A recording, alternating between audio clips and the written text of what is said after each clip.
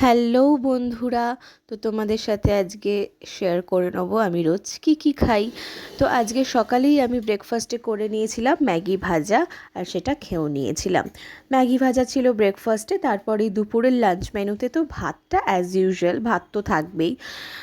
লাঞ্চে ছিল গরম গরম ধোয়া ওঠা ভাত, আর ভাতের সাথে দেখতে পাবে তারপর কি আছে। এখানে ভিডিও কোয়ালিটিটা একটু খারাপ, তো একটু তোমরা ম্যানেজ করে নিও। আর ভাতের সাথে ছিল হচ্ছে আলু ভাতে মাখা মুসুর ডাল দিয়ে আলু ভাতে মাখা হলে ভাত খাওয়া হয়ে যায়, আর কিছু লাগে না, বাট তাও আরও অনেক কিছুই ছিল।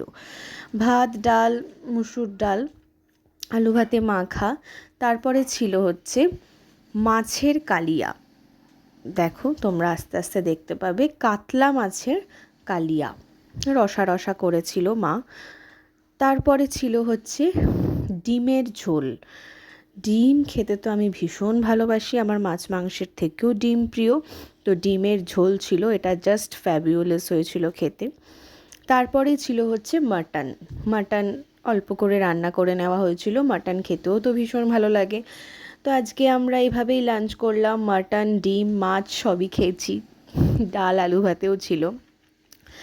তারপরেই দেখতে পাবে বিকেলের স্ন্যাক্সে আমরা কি খেলাম। বিকেলের স্ন্যাক্সে করে নিয়েছিলাম কফি খাচ্ছিলাম একটু। কফির সাথে ছিল হচ্ছে চাউমিন।